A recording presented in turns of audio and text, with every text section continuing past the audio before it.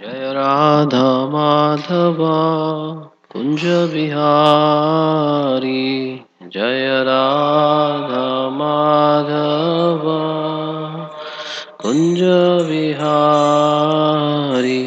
जय राधा माधव कुंज बिहारी जय राधा माधव कुंज विहार मृदंग जय गोपी जन वल्लभ गिरिवरधारी जय गोपी जन वल्लभ गिरिवरधारी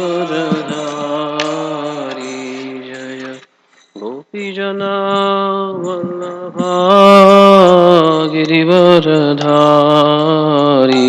जय गोपी जन वल्लभ गिरिवरधारी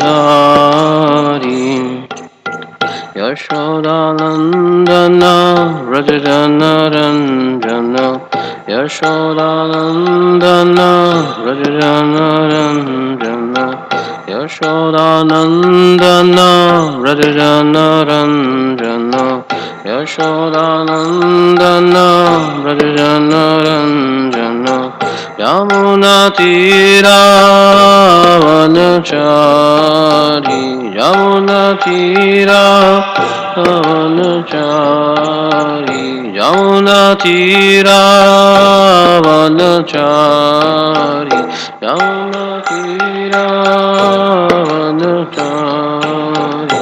जय राधा माधव कुंज बिहारी जय राधा माधव कुंज बिहारी जय गोपी जन वल्लभ गिरिवरधारी जय गोपी जन वल्लभ गिरिवरधारी यशोदानंदन व्रज जन रंजन यशोदानंदन व्रज जन रंजन यमुना तीरावनचारी यमुना तीरावनचारी हरे कृष्ण कृष्ण कृष्ण हरे हरे हरे राम राम राम हरे हरे हरे कृष्ण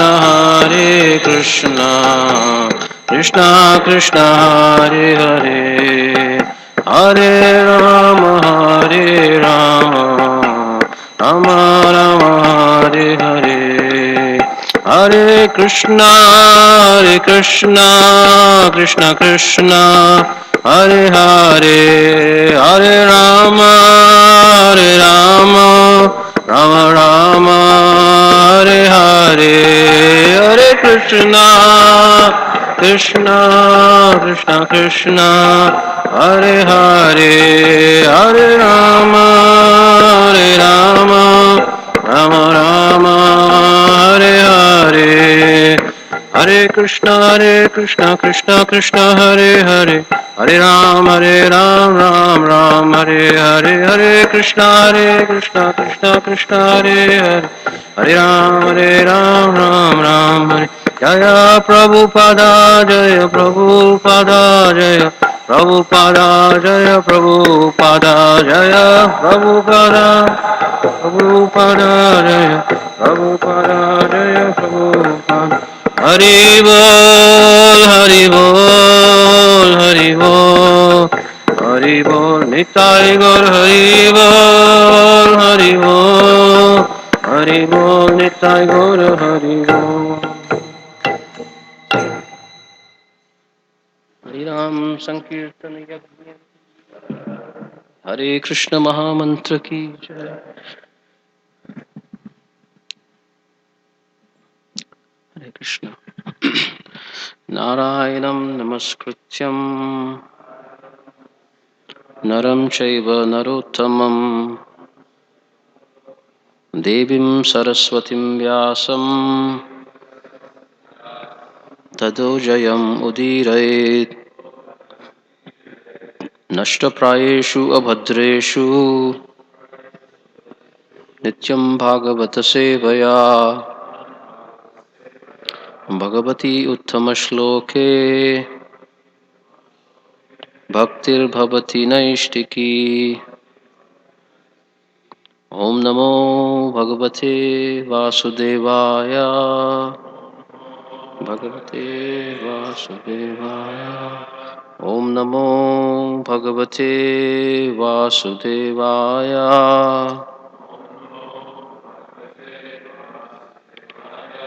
ओम नमो भगवते वासुदेवाय। ओम नमो भगवते वासुदेवाय। Srimad Bhagavatam, 6th Canto, Chapter 10, Verse 12.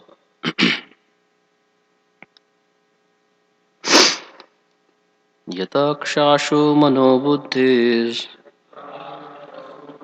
tattvadrigvashtabandhanaha ashtita paramam yogam na deham bubudhe gatam. Yatakshashu manobuddhis tattvadrigvashtabandhanaha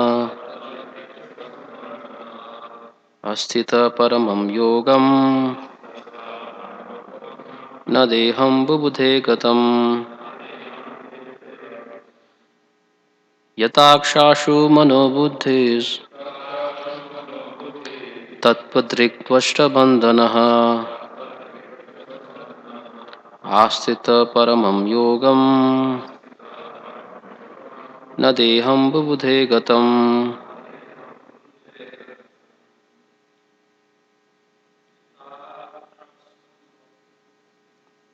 ताक्षाशु मनोबुद्धि तत्त्वदृग्द्वष्टबन्धनः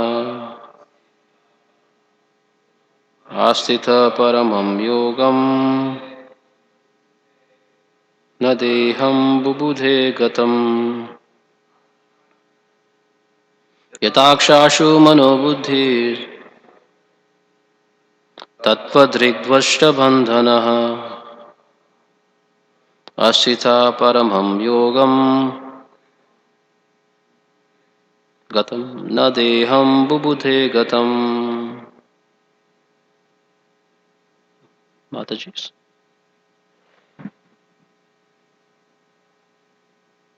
यताक्षाशु मनोबुद्धिः तत्त्वदृग्द्वष्टबन्धनः आस्थित परमं योगम न देहं बुबुधे गतम्.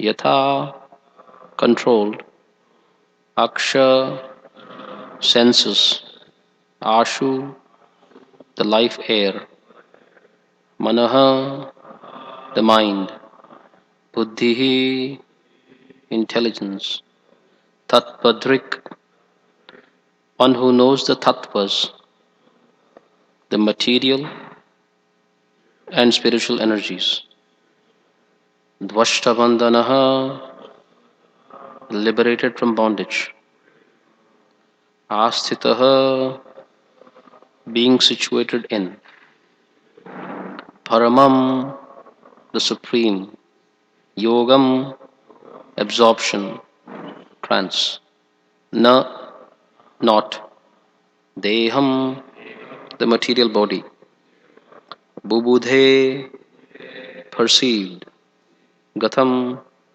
left. Translation and purport by His Divine Grace A.C. Bhaktivedanta Swami Srila Prabhupada Ki Jai. The Dhishi Muni controlled his senses, life force, mind and intelligence and became absorbed in trance. Thus he cut all his material bonds. He could not perceive how his material body became separated from his self. The Lord says in Bhagavad Gita 8.5, अंतकाले च माम एव स्मरण मुक्त खलेवरम य प्रयति समद्भावम याति नास्ति atra samshayah. Whoever at the time of death quits his body, remembering me alone, at once attains my nature. Of this there is no doubt. Of course, one must practice before one is overcome by death. But the perfect yogi, namely the devotee, dies in trance, thinking of Krishna. He does not feel his material body being separated from his soul. The soul is immediately transferred to the spiritual world. Tyaktva deham punarjanma na iti mameti so Arjuna. Bhagavad Gita 4.9. The soul does not enter the womb of a material mother again, but is transferred back home, back to Godhead. This yoga, Bhakti Yoga, is the highest yoga system, Parama Yoga, as explained by the Lord Himself in Bhagavad Gita 6.47. Yoginam api sarvesham madgatenantaratmana shraddhavan bhajate yomam same yukta tamo matah. Of all the yogis, he who always abides in me with great faith, worshipping me in transcendental loving service, is most intimately united with me in yoga and is the highest of all. The Bhakti yogi always thinks of Krishna, and therefore at the time of death he can very easily transfer himself to Krishna Loka without even perceiving the pains of death. Om Ajnana Timirandasya Jnananjana Shalakaya Chakshurunmilitam Yena Tasmai Shri Gurave Namaha Shri Chaitanya Manobhishtam Stapitam Yena Bhutale Swayam Rupa Kadamayam Dadati Sopadantikam Vandeham Shri Guru Shri Utapadakamalaam Shri Gurum Vaishnavamscha Shri Rupam Sagrajatam Sahagana Raghunathanvitam Tam Sajivam Sadvaitam Savadhutam Parijanasahitam Krishna Chaitanya Devam Shri Radha Krishna Padan Sahagana Lalita Shri Vishakhanvitam Sya He Krishna Karuna Sindho Dinabandho Jagatpate Gopesha Gopika Kanta Radha Kanta Namastute Tapta Kanchana Gaurangi Radhe Vrindavaneshwari Vrishabhanusute Devi Pranamami Hari Priye Vanchakalpatarubhyascha Kripa Sindhubhya eva cha Patitanam Pavanebhyo Vaishnavebhyo Namo Namaha Shri Krishna Chaitanya Prabhu Nityananda Shri Advaita Gadadhar Srivasadi Gaura Bhakta Vrinda Hare Krishna Krishna Krishna Hare Hare Hare Rama Rama Rama Hare Hare Mukham karoti vachalam pangum langhayate girim yatkripatamaham vande Shri Gurum Dinataranam. Srimad Bhagavatam 6.10.12. Dadichi Muni controlled his senses, life force, mind and intelligence and became absorbed in trance. Thus he cut all his material bonds. He could not perceive how his material body became separated from his self. So this section, the last 2-3 verses, what's happening here is Indra and the demigods, they have come to Dadichi Muni at the request of the Supreme Lord to ask him for his body, and a transcendental weapon will be designed from the bones of Dadichi, and that transcendental weapon will be invested with the potency of the Supreme Lord, and Indra and the demigods can utilize that weapon to gain victory over Vritrasura and regain their kingdom.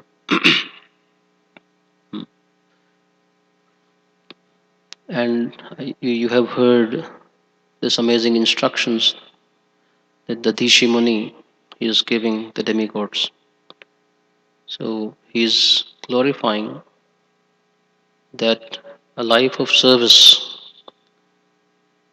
dedicated to others is much more glorious than a life of a miser, Kripana. Kripana is always thinking about you know, I and mine, but a more, liberal soul, liberated soul. He is thinking about how to utilize this human form of life, which is very, very rare, for his own perfection and for others' perfection. How can he uplift others as well? So Dadichi Muni was sharing yesterday and the day before, uh, how, and Prabhupada writes in the purport, Etavad Janma Safalyam, right? Dehinam iha dehishu, pranair arthair dhiya vacha, shreya acharanam sada. That the success of this human form of life, those who are embodied in this human form of life, is their dedication of their body, mind, words, and everything unto the service of the Supreme Lord. And then you read all that yesterday. So, and we're also seeing here in these two verses, these two, three verses, the art of dying. There are many, many seminars, in this world where the focus of the seminar is how to live happily, uh, or how to live longer, how to live happily. It's all about, living, living, living. But in these two verses, the Dishimuni is showing us, the art of dying. And Srila Prabhupada explains also that where are the universities, in this universe, in this world, which teach us about death. Death is usually something that is never talked about. Uh, and so we don't want to look at it. But the beautiful thing is, it's our constant companion. Srila Prabhupada explains from the Shastra that actually every minute the body is dying. The body that we had yesterday, that body is dead. We have another body today, and so on and so forth, so on and so forth. But at one level, we are, of course, afraid when we see our hairs falling off, or I'm not able to see anymore, and so on and so forth. There is some fear, but I mean, we don't think about it so much. We don't invest in our consciousness so much in the day-to-day death that is happening. So Srila Prabhupada and the Vedic scriptures, they clearly, you know, they teach us. They teach us both. They teach us about life. They teach us about death. So death is something that we don't shirk away from talking, because what happens is when the subject matter is not clear or something is not clear, when there are some misconceptions, fears are born out of misconceptions. Because attachment to a material conception of life and also misconceptions. So Srila Prabhupada and the Vedic scriptures, they thoroughly educate us what is death. And from the perspective of the soul, death is just a mere changing of the body. Dehino asmin yatha dehe kaumaram yavanam jara tatha dehantara praptir dhirastatra namuyate. So he's saying just like how the embodied soul in this lifetime moves from boyhood to youth to old age to death, similarly at the time of death, the soul transmigrates to another body.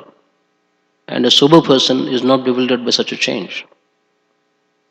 So that's as it is. And then there are so many verses in Bhagavad Gita also, where it says of the body, there is no question of sustenance. You cannot have it permanently. And regarding the soul, there is no question of death. The soul is eternal, Shashvata, and the body is Ashashvata, it is temporary. So no matter how much we try to salvage this body, it's not going to last. People have tried it from the beginning of time. Hiranyakashipu, and then the current scientists, and they're also promising that we will conquer death one day. But it's Prabhupada would laugh. Krishna is saying in Bhagavad Gita Dukhalaya Mashashvatam. And he's saying that which is born is sure to die. So it's a false promise. So firstly you have to accept. So we have to understand exactly what is death. So death is a mere changing of the body. So some Srila Prabhupada's pastimes towards the end of his Leela pastimes, Srila Prabhupada sometimes he would, you know, literally he would, hold his body and he would say this body is becoming like a rag. You know, it should be given up. Bhagavad Gita again, there are verses which compares the body to a garment, to a dress. And so when a garment becomes old and tattered, we throw it. Of course, there may be some sentimental attachments over that, that oh, this was a very special, something that somebody gave. But at some point in time, we let it go and we just discard it. So similarly, this body is like that. You know. As Dadichi Muni is saying, today or tomorrow or the day after, it's gonna die. It's gonna, we have to change. We have to take another body. So Dadichi Muni is saying, okay, so you want it today? Go ahead, take it. So Dadichi Muni, he is clearly showing us the art of dying. But as Prabhupada writes in the purport, this is not something that you can get it overnight. It requires cultivation. And then not only that, as Krishna is mentioning here, if one understands that there is the like Tattvadrig is another important word here. Why is Dadichi Muni? Why is he fearless? Hmm? So one word that is here is Tattvadrig, one who knows the tattvas, the material and spiritual energies. So he has transcendental knowledge, but not only that, he's applying the transcendental knowledge, he's acting on the knowledge. So he has the realizations. So it's not just jnana, it's vijnana. He has vijnana. So and then as is mentioned here, his soul, he's able to see the difference between the soul, the gross body, and the subtle body. And he's placing his soul, he's not placing, it is placed already at the lotus feet of Krishna, like Paramam Yogam, Asthita, right? Asthita is the word. Yeah, being situated in Paramam Yogam. So he's situated in Krishna consciousness. His soul is situated in his constitutional position as the servant of Krishna. So then what's the difficulty? So he has no shamshaya, he has no doubts about his current position. He has no doubts about his tomorrow. So I will serve anyway. Like in the past time, later on there will be a verse which will come. Narayana parasarve nakutasya bibhyati swarga apavarga narakeshu apitulyatha darshanam. Lord Shiva is glorifying Maharaj Chitraketu Parvati. He's saying the devotees of Narayana, Narayana Para, who are very much attached, Parayana, Narayana is their life, who are attached to Narayana, Nakutasya Bibhyati, they are fearless. They have no fear. For them, Swarga, heavenly realm, Apavarga, liberated, or Naraka, hellish realm, they are of equal value. Because they're already situated in their devotional service with Krishna. So wherever they will go, they will serve. So Dadichi Muni, what can be more fortunate? And this is again the Supreme Lord.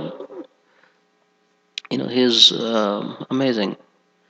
To some, like here in Dadichi Muni, he is asking for his body. So what could be more wonderful? The Supreme Lord personally is saying, I want your body. Then what are we going to say? Oh, no, I want to serve you with my body. He's saying, you serve me by giving me your body. So, okay. then he is assured that he will have the opportunity to serve in the future also. The situation may change, the external situation may change, but then he's assured of devotional service. So unless we are not just theoretically we understand, theoretically of course we should understand clearly what is life, what is death, so we don't have undue fears about either, even living. I mean, when the Srimad Bhagavatam and Bhagavad Gita says padam padam yat padam, that there is danger at every step in this material world, it doesn't mean that we lead a paranoid life, that we don't interact with the world. And when we hear about death, we are not again paranoid either about death. So our absorption is not about living or dying, but our absorption is about serving Krishna. That's our main absorption. And then when one is situated in that position, as he's saying, the he doesn't even perceive the separation of the body and the soul. So this can mean different things actually. Uh, This can mean that while we are living, when we are engaged in devotional service, sometimes we have a sense, sometimes we are sadhakas, sometimes we have a sense of transcending the bodily platform, right?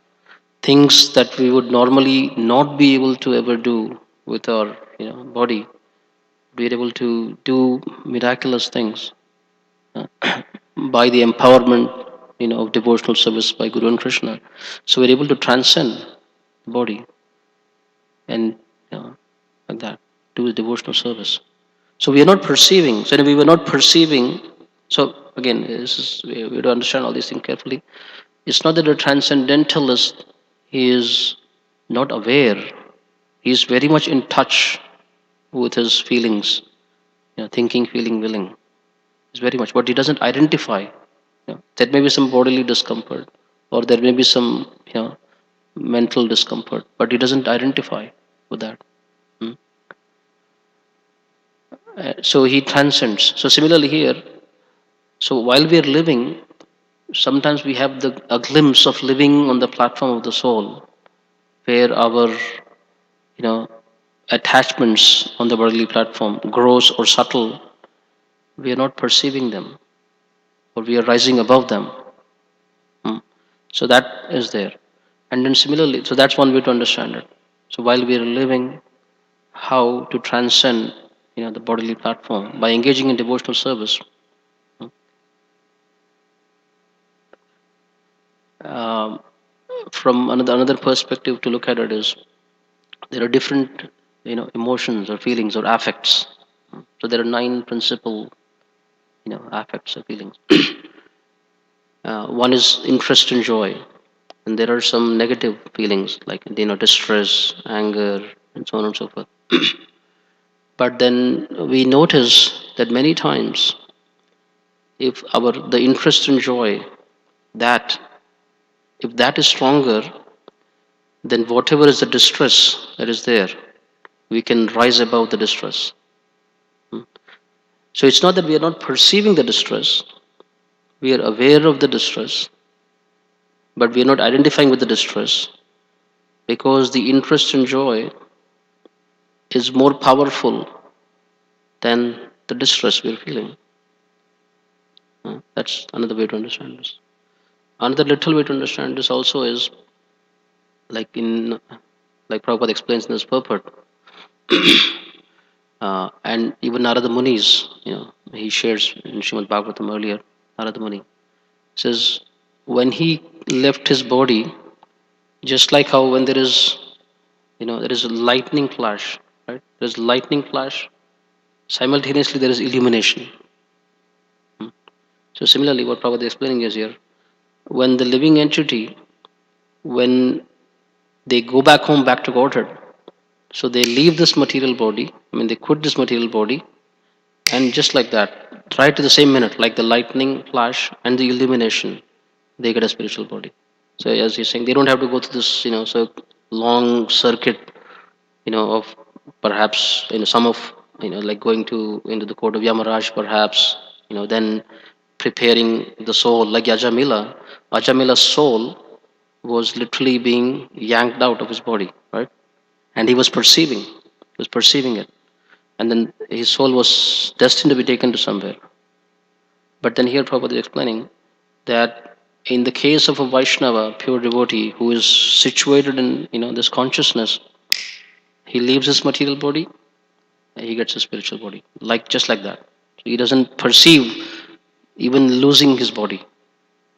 So one can understand that this in that way also. Prabhupada explains this in the Prabhupada. Hmm. Whoever at the time of death quits his body, remembering me alone, at once attains my nature. Of this there is no doubt. Of course, one must practice before one is overcome by death. Hmm. Yeah. So it requires practice. But what enables practice? Enables practice Sambandha Gyan. So firstly, Sambandha, Abhideya, Prayojana. Right? So we have to be very clear about Sambandha Gyan. What is life? What is death? What is the body? What is the soul? What is the nature of the body? What is the nature of the soul? What is my relationship with the Supreme Lord? So Sambandha Gyan has to be firstly firm, and then we can practice without any doubts. Ashamshaya. So we don't have any misconceptions. Well, I don't know whether this is true, what Bhagavad Gita says or not. So then our practices, our abhideya, can be, fixed. They can be firm. So it's not, chanchala. It's astita, situated. Hmm. And then the prayojana. And as we know, the prayojana, especially in the realms of devotional service, it's not that the prayojana is a carrot that is dangling, which we will get one day, but the prayojana is even now. It's happening. So sambandha gyan, abhideya, and prayojana, they are happening, so to speak, parallelly, simultaneously, like a spiral model. I used to be a software engineer, so there are two ways to develop software. One is called the waterfall model, where you go sequence stage by stage. First, you gather the requirements. What does this customer want? Then you create a high level design.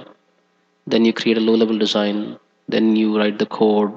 Then you do testing, unit testing, integration testing, like that. So it's like sequential, one after the other. Another model is called the spiral model, where you do things while somebody is writing the requirements. Somebody else parallelly who knows enough about the requirements is also working on the design. So of course one can say, well, geez, there could be some, there may have to be some iterations because the requirements are not fixed. How can they start designing? Anyway, so the spiral model requires some iterations. So this process of devotional service is like that. So it's not like one day we are fixed in the sambandha gyan. When I'm fixed in my sambandha gyan, then I will apply, and then something will happen. So whatever sambandha gyan I have now, I act on that knowledge, abhideya, and then based on that, I have a realization. Like that, for example, that I'm a spirit soul. I'm not the body. I have a relationship with Krishna. So as we are engaging in devotional service, we are getting realizations about the same subject matter that we are understanding. Sambandha, Abhideya, Prayojana. And what is Prayojana? Prabhupada says, Prayojana, ultimate Prayojana is devotional service. But what are we doing now? Even now we are doing devotional service. Prabhupada says the goal of chanting is chanting. So it's not we'll do something else after we perfect our life, after we get liberated. So we're doing the same. Right now we are practicing it. And then it will be in the perfected stage. So this is what Srila Prabhupada is saying, that one must practice before one is overcome by death. What is to be practiced? To think about Krishna alone. Think of Krishna alone. That has to be practiced. And the easiest way to practice it, Prabhupada says, is devotional service, chanting the Hare Krishna mantra. And what is devotional service? Devotional service is giving up all false designations, sarva upadi vinirmuktam, tatparatvena nirmalam rishikena rishikesha sevanam bhakti ruchate. Giving up all false designations, engaging the senses, the body, the mind, and the intelligence in the service of Rishikesha, Krishna. So, so literally, one is either chanting Hare Krishna 24/7, which we cannot do at this stage of our Krishna consciousness. So then, what do we do?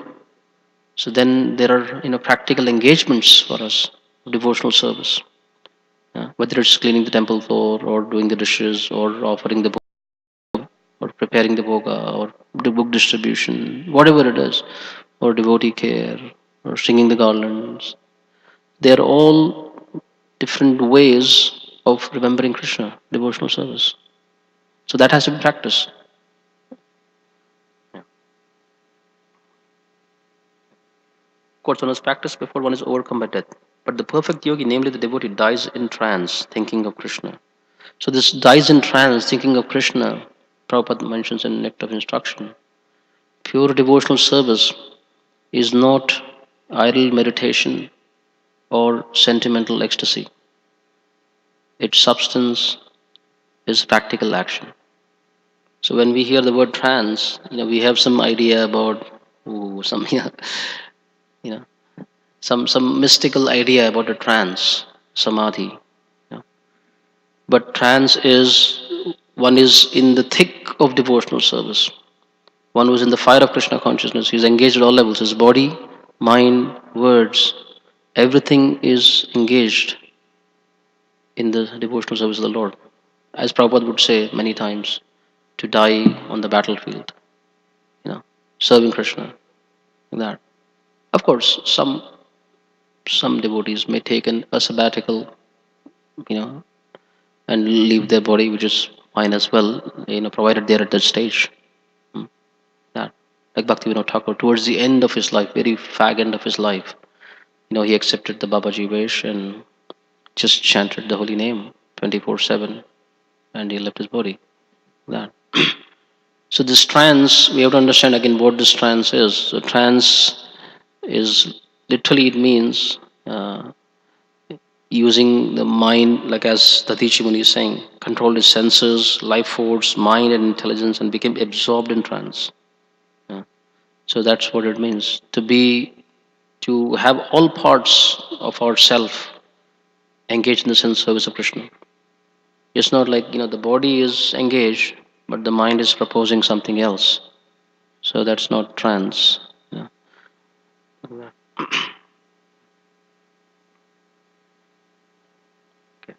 Next one, he says, he does not feel his material body being separated from his soul.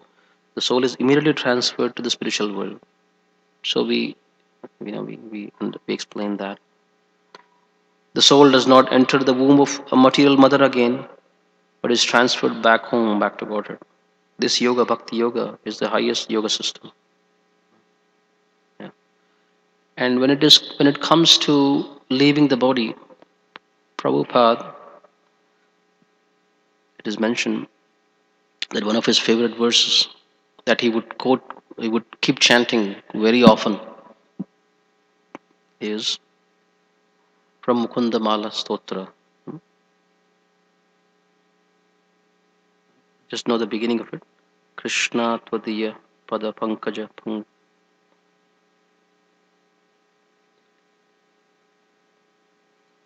Second.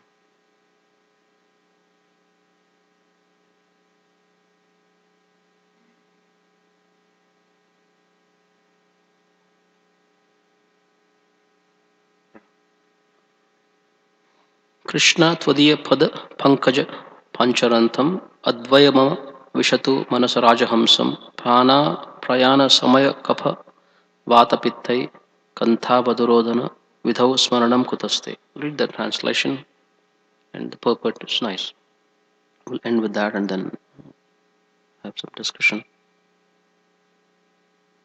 So here is King Kulashekara, Mukundamala Sutra are prayers by King Kulashekara, one of the Sri Vaishnava Acharyas, Kulashekara, Prabhupada's disciples. Prabhupada quoted this verse quite often, and some of his disciples they commented on this beautiful book, Mukundamala Sutra. This is one verse, text number 33. O Lord Krishna, at this moment, let the royal swan of my mind enter the tangled stems of the lotus of your feet. How will it be possible for me to remember you at the time of death, when my throat will be choked up with mucus, bile, and air? Prabhupada. That purport. Of all the verses of Mukundamala Stotra, this one was the most beloved of Srila Prabhupada. He frequently quoted it and sang it as a bhajana. On one of the first record albums His Divine Grace produced, he sang the shloka as a complete song. Devotees who served Srila Prabhupada often heard him sing it as he went about his daily activities, or sometimes alone in his room. He also quoted it many times in his purports. Yeah. And in the 8th chapter of Bhagavad Gita, he is explaining prayana kala. Now, the word prayana kala in this verse is very significant because whatever we do in life will be tested at the time of death. Arjuna is very anxious to know of those who are constantly engaged in Krishna consciousness, what should be their position at the final moment. At the time of death, all the bodily functions are disrupted and the mind is not in a proper condition. Thus, disturbed by the bodily situation, one may not be able to remember the Supreme Lord. Maharaja Kulashekar, a great devotee, prays, My dear Lord, just now I am quite healthy. It is better that I die immediately so that the swan of my mind can seek entrance at the stem of your lotus feet. Now my mind is undisturbed and I'm quite healthy. If I die immediately thinking of your lotus feet, then I'm sure that my performance of your devotional service will become perfect.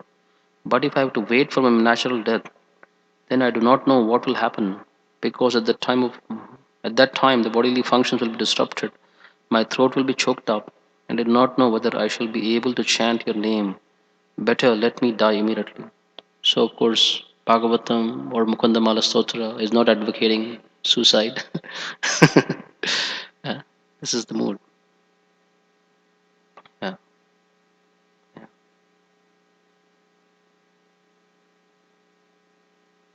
The practical difficulty brought up in Kulashekara's verse, that is to remember Krishna at the time of death, is at the time of death, that time also produces the greatest disruption of one's physical and mental functions. Srila Prabhupada explained that death occurs when the body becomes so painful that the soul finds it unbearable to live in the body any longer. Therefore, the paradox.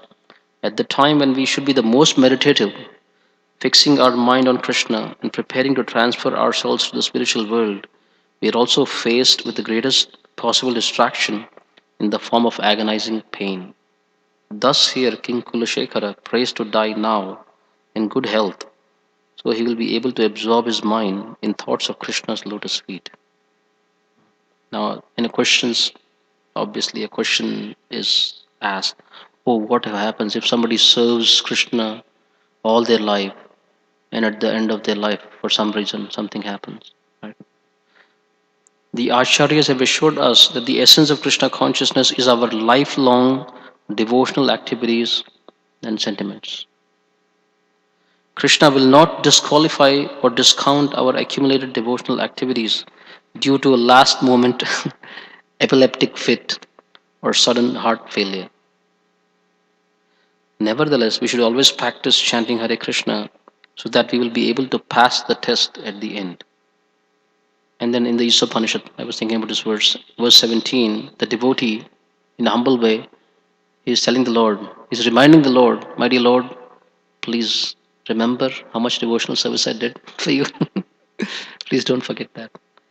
In the Upanishad 17, I request the Lord, at the moment of my death, please remember for you. In his purport, Srila Prabhupada explained that Krishna does not have to be reminded. He is the witness within our heart, and he also desires more than we do that we come back to him, back to Godhead.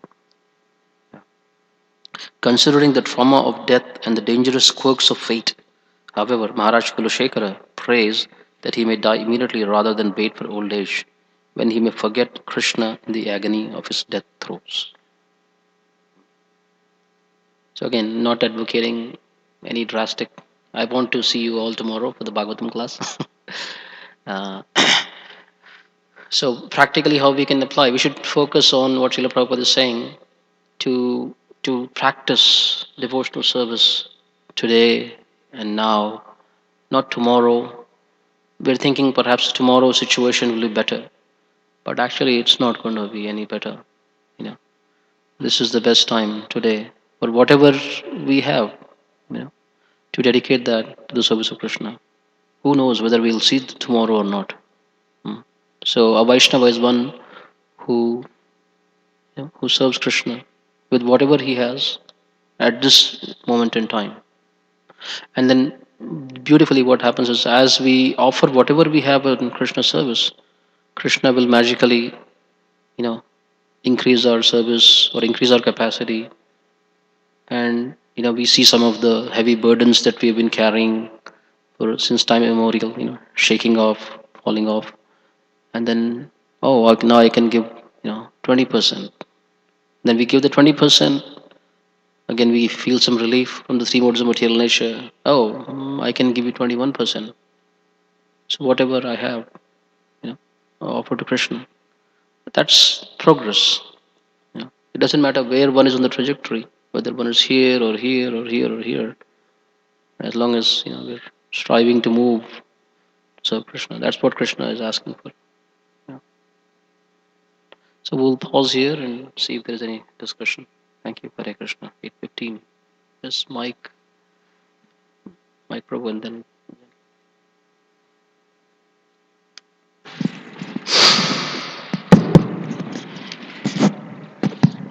I'm trying to get a clear understanding because Dadichi, he willingly and knowingly knew how to separate his soul from the body, but again he couldn't perceive it. So what exactly is the imperceivable part? What was the last part?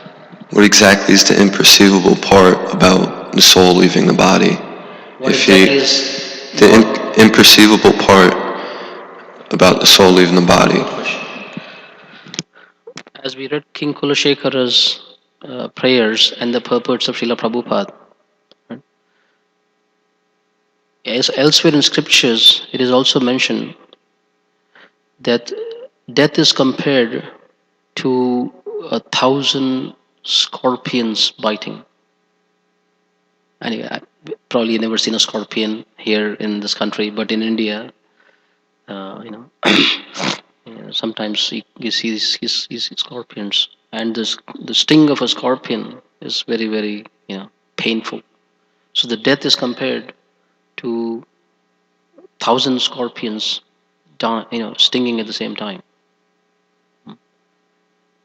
So here, one way to understand that he did not perceive, you know, is that how a materialist dies, like how Ajamila, when his soul was being extracted, right, was being removed. What was he feeling?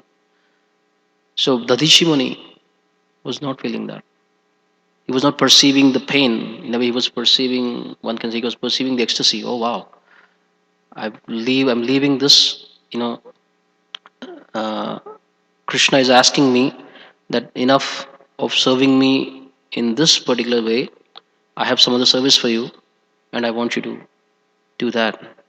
So he's happy. So he's not. So in a way, as I said, so he's not perceiving the death as a fear that most people feel because he has taken shelter of Krishna. He just leaves. The soul leaves that body and goes to the next body. And in this case, he goes to the spiritual realm. It's a spiritual body. That's one. Yeah. You have something more? Say that again. Clarify that. Okay. Prabhu. This Bhagavad Gita 8.5, it seems that when we leave this body thinking of Krishna, remembering him alone, that means like we are talking about the pure chanting, right? I mean pure remembrance.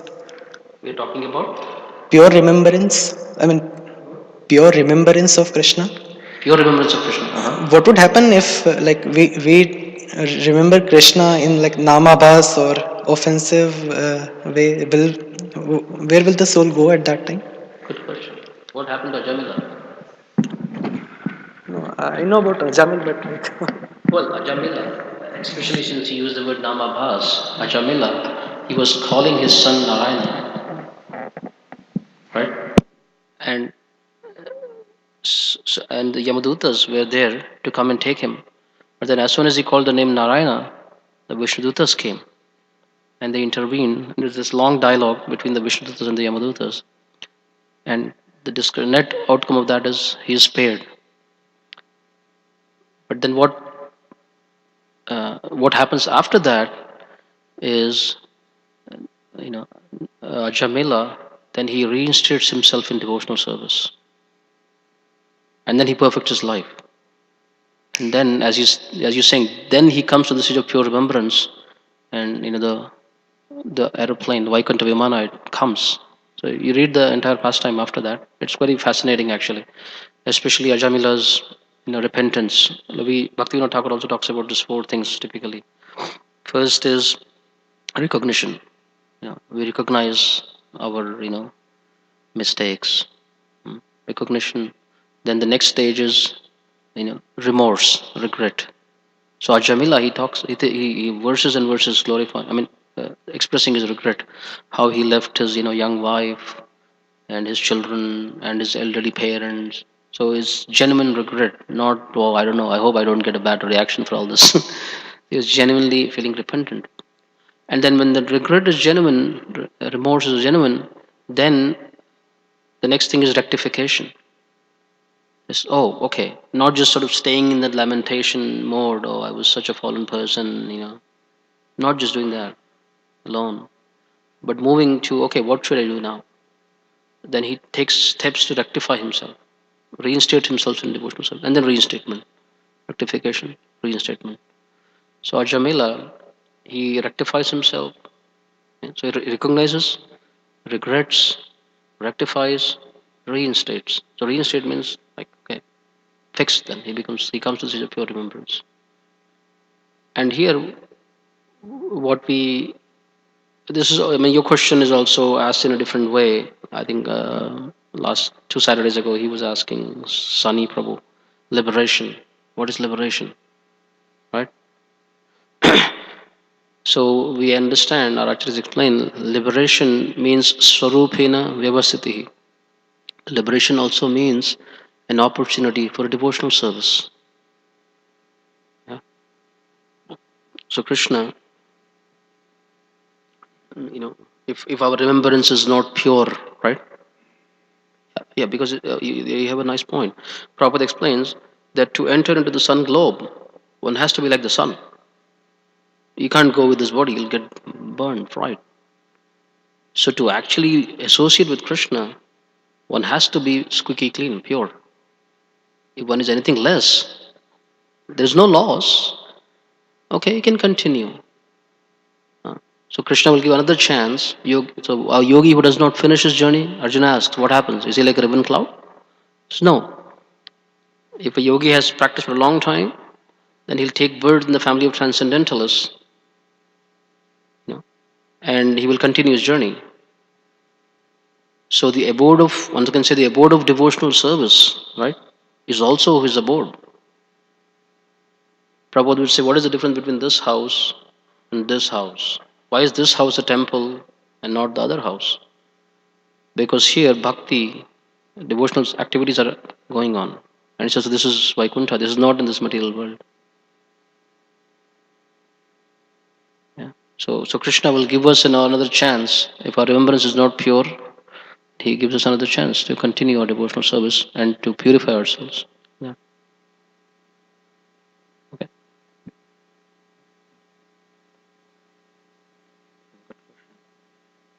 Anything else? Anyone? Yes, Prabhu.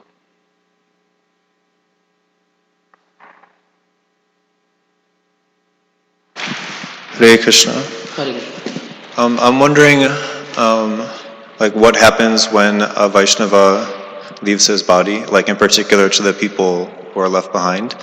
Like, what's the responsibility of the community, and also, like, how does a devotee go through a mourning process? Because not everyone has realization. The soul is eternal.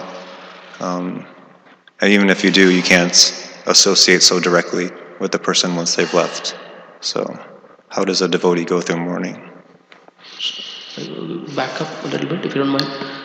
So the first question, first part of your question was, how does When a devotee dies, leaves his body, what are the responsibilities of the rest of the community? what are the responsibilities of the rest of the community? Yes. Wow. Okay. Then, And then after that, I was wondering about the mourning process. how does the devotee mourn? Yeah. Okay. Like, is it appropriate to mourn for only for devotees, or how does one mourn for their spiritual master if we know that they're eternal with Krishna? Wow, nice question.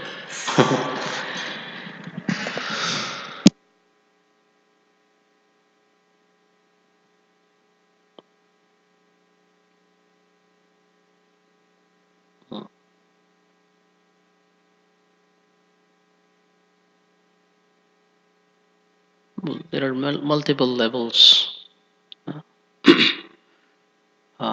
We can read the disappearance of Haridas Thakur from Chaitanya Charitamrita, Antyalila. How does Lord Chaitanya Mahaprabhu, Haridas Thakur, he requests for a benediction that I would like to, I don't want to see your disappearance pastimes. I would like to leave before you. And like Bhishma Deva, he says, I would like to leave my body, looking at you. So he Haridas Thakur, this is how I would like to leave. Say, how can benediction, but I'm attached to you. What will happen to me? And Haridas Thakur very humbly, amazingly he says, well, there are so many amazing devotees. I'm just like an insignificant ant. Oh, what will happen? Will it really will it really matter if I leave? It's this amazing dialogue, a very amazing dialogue between Haridas Thakur and Lord Chaitanya. So it answers some of the questions, how the devotee feels, how the Supreme Lord feels. Uh, so that's one. And then also, how does Lord Chaitanya, how does he prepare for the disappearance of Haridas Thakur? He calls, all the associates, and they perform an amazing kirtan. Okay. All right. So, like in Vrindavan, for example, is called there is a room called Back to Godhead room. Back to Godhead room. I know about this because one of my god brothers, Rupa Sanatan Prabhu, who used to be the temple president in St. Louis, uh, he had a long battle with cancer, and at some point it was clear that this is it. And then so he went to Vrindavan, Back to Godhead room. This is a small room, and amidst the loud chanting of the holy names of the Lord,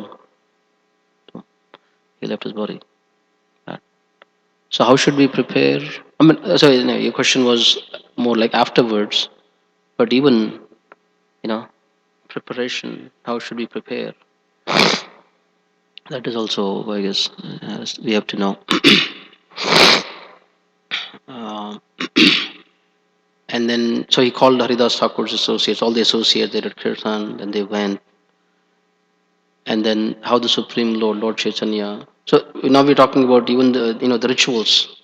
Of course, there are scriptures that describe how all that antim samskara and all that, how that should be done. So we have to equip ourselves with all the knowledge. And so after performing those rites and rituals, then we come to the point where you're mentioning, like, okay, now what? Now the the Vaishnava that we were attached to is not with us anymore. In Vapu he is not there, in physical presence he is not there, but he is abundantly available. Like Srila Prabhupada, for example, he is abundantly available in his books, in his temples, in his disciples, in everything that we do. So can we really say Prabhupada is not available to us? He's very much with us, you know. and we will always be, one with him or united with him. And now, so we have to really resort to taking his Vani association. So the Vaishnava, that after he or she they leave, then we are left with their, Vani association. And so then to mold our life in such a way that it is in accord with their instructions. That's a great, tribute. Like Prabhupada himself would say, like in this Gita Nagari prophecy, which he wrote, he had this. It's a nice 20-page document, his vision for Gita Nagari, and he was talking about, there are different ways to honor a person. One is literally we can, we do every morning. We come here, Guru Vandana prayers, Guru Ashtakam. Sorry, and yeah, Guru Ashtakam, Guru Vandana prayers. We worship the spiritual master. We perform his arati, we garland him, we shower flower petals on him. That's nice. But then he was saying to really honor, one of the way to really honor a person is to build, thriving communities, you know, that glorify, that exemplify the teachings of the Acharya. Because if you have the, a community that thrives, that is built on on the teachings of the Acharya, that's a great tribute to that person. Yeah. Like he was giving the example of Mahatma Gandhi, basically, a famous character. So it's okay, but it's like that. So so the person that you adore, or worship, take their instructions in your life, and then, at least minimally we apply it in our own life, and then if Krishna chooses to be a part of a community, that will also exemplify those teachings. Um, Say that again.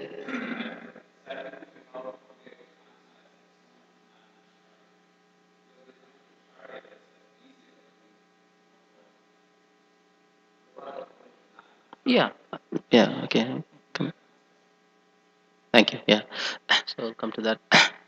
Um, and then you're talking about. Then the next question was about, is it appropriate to mourn?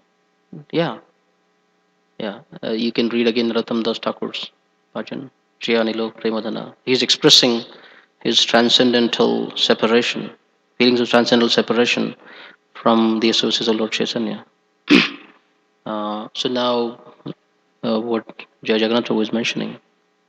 Well, even if one, let's say one is not an Acharya like Srila Prabhupada, uh, but the fact of the matter is, there are so many devotees contributing to our Krishna consciousness. It's not just like how it is not just me and Krishna, it's not just me and Prabhupada either, or me and my Guru Maharaj. There are so many Vaishnavas. It takes a village to raise a child. It takes like that. So everybody, whatever may be their level of adhikar, whether one is a Kanishta adhikari, or a Madhyam adhikari, or a Uttam adhikari, Mahabhagavad Vaishnava, uh, they are all parts and parcels of Krishna. And they have had an impact on our Krishna consciousness, definitely. And each one of us, we have qualities. So meditating upon the qualities of those devotees, anyway, the same principle. Meditating upon the qualities of those person that we no longer have association of. And then again, how did they apply? Not just qualities, but what did they apply? Did we have any exchange with them? Did they tell us something? That. But then again, the important thing is all that depends, like what Lord Ramachandra tells Sita Devi, the experience that we have in separation, hmm, is directly proportional to the experience we have in meeting. For example, if I'm here, while I'm here, if I'm not,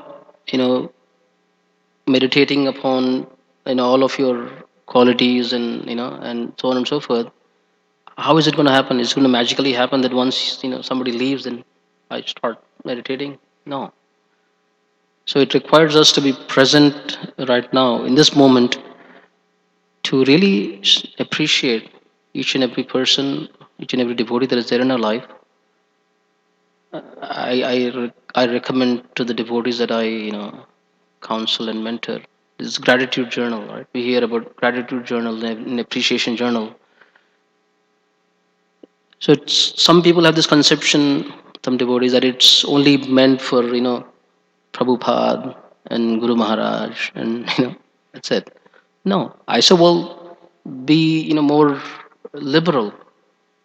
Really see who are the devotees that are making a contribution in your life, and appreciate anyone that is making a contribution. He doesn't have to be your spiritual master or your mentor. So because this muscle has to be exercised. This gratitude muscle, this appreciation muscle has to be exercised every day, and especially when we, because the default position is familiarity breeds contempt. So when we, see the same devotee day in, day out, day in, day out, like the mosquito, like the fly, our attention goes to their faults, not their strengths.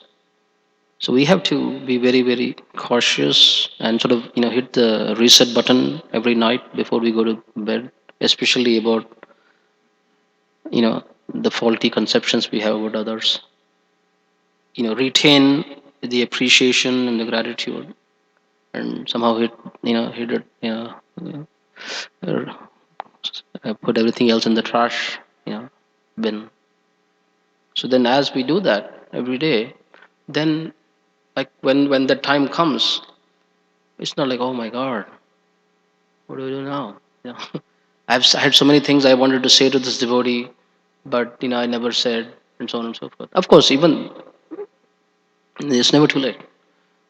If somehow that happens, then you can write, you can write a diary, glorify that person.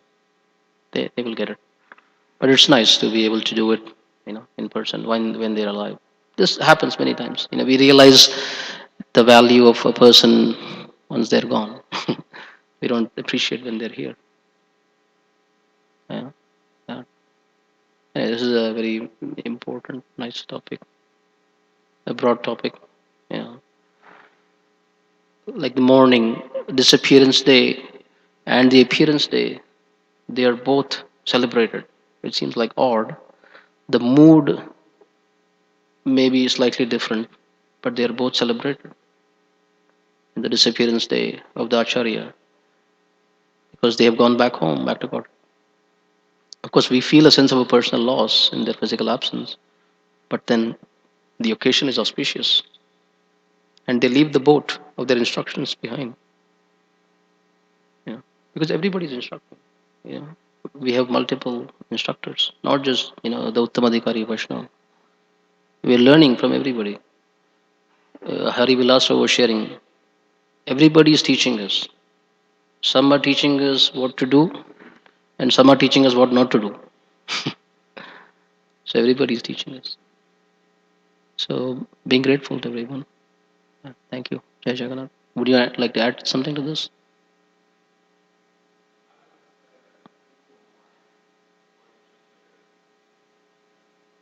Like the level of mourning and how they mourn will be proportionate to spiritual development. So for those of us who are less spiritually advanced, we're going to mourn a lot. But the main thing is that we don't give up devotional service, because that's usually the obstacle that can come up with. The obstacle that usually comes up when one is grieving too much is that they will give up their relationship with Krishna. So I was remembering Prabhupada talking about and having that conversation with the one man after Bhagavatam class, where he was criticizing Arjuna for mourning the death of his son. And so how is he Krishna conscious? Because he was mourning the death of his son. And Prabhupada said that is natural. But the evidence that he had actually become Krishna conscious or become realized is that he never gave up his devotional service because of that. So it follows that according to how spiritually developed we are, or lack thereof, we will mourn accordingly. The main thing is that we don't give up our devotional service, and we should take support from whoever and whatever to stay focused on our devotional service while we're going through the process of mourning. It is actually the calamity of material life. That's something that everyone's going to have to experience anyway. So we need to stay focused on what's going to get us out of that repeated experience. Yeah, Prabhupada writes in Srimad Bhagvatam that these are natural symptoms of life. In 1:8:41:42, where Queen Kunti, she is praying that please remove, this material bonds of affection. He said these are symptoms of life. Yeah. So, we can request the Supreme Lord that whatever sort of material attachments we have towards even devotees, let that become pure. Because many times, recently one devotee was writing to me. So we have a relationship of a counselor and counselee, and so he wrote, I hope that in this coming year our relationship will come from above the emotional platform to a spiritual platform. Uh, so we can always retain, we should pray for that should be retained, basically our spiritual connection with that person, whoever he may be. Uh, and it will depend on where we are, as Prabhu was mentioning, our level of advancement, how we mourn, when we mourn. Sometimes it may hit us like 20 years later. We are so sort of out of touch. Okay, but whenever it happens, it happens. It's okay. Yeah. Thank you. Anything else on the Mataji side? Yes, Prabhu. I want to ask, like, you told like death is painful, really, like thousands of scorpions biting together. It's that much painful. So is it painful for everybody or it's case to case basis? Can you repeat? Sorry, repeat again slowly. So I'm Is asking, it painful for everyone to die? Is it clear?